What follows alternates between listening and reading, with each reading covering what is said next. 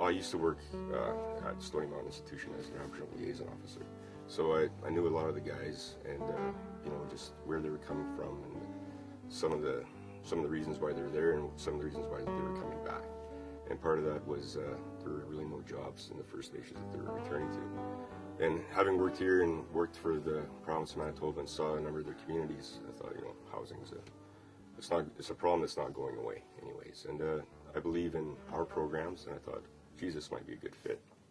So we spoke with Rockwood, and they agreed to the program. We signed an MOU with their regional office in Saskatoon, and yeah, we ran in the initial pilot, which went with excellent success.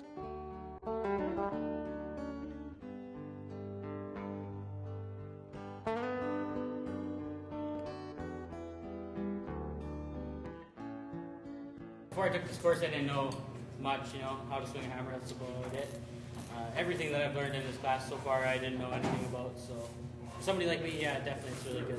Yeah, I don't think anybody would have really wanted to hire me before this, you know. Sure, I would have loved to have done stuff like this, you know, it's good money and long hours, but I didn't know jack to nothing, you know.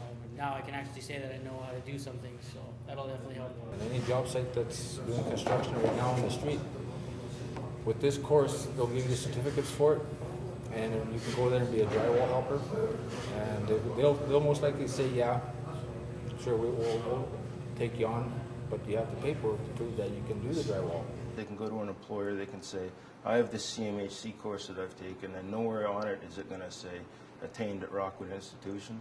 So if they don't want to be forthright in saying, I've done time, I'm an ex-offender, and which is a big stigma that these guys don't want to let out because they're afraid that certain individual won't hire them. Generally, they're on time for their classes, which is a feat around here sometimes, especially if it's something they don't want to do, they're not going to show up. We'll be calling for them. We're going to be following them around.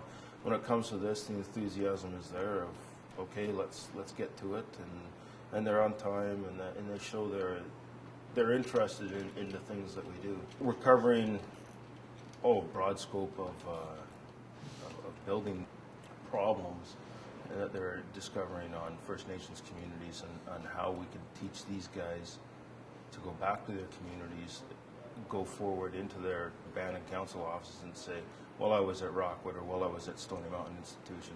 I retain this knowledge, and I can be of some use to the community. That's the whole idea. They can also open up a paper and say, hey, look, you know, I'm getting out in 3 months, and look at all the jobs that might be available to me.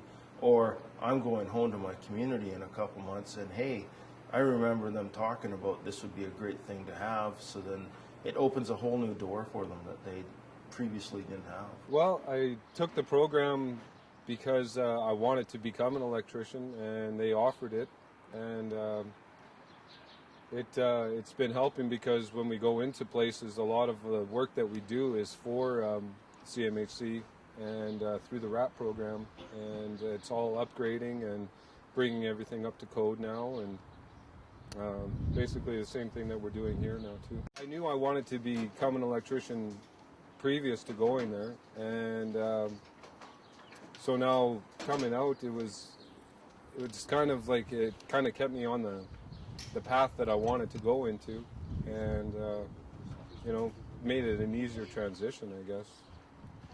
I love it.